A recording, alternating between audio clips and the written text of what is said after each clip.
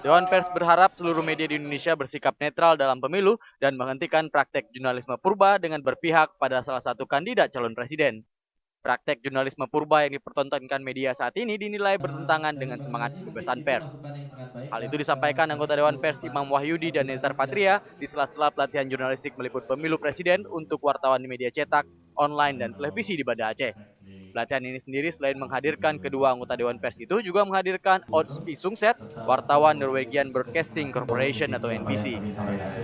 Berdasarkan riset yang dilakukan Dewan Pers, hampir seluruh media, khususnya televisi yang saham terbesarnya dimiliki politisi, tidak netral dan berpihak pada salah satu kandidat.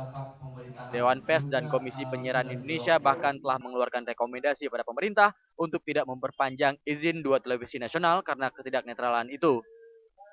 Dewan Pers terus berupaya memantau dan melakukan teguran kepada sejumlah media yang tidak netral dan profesional.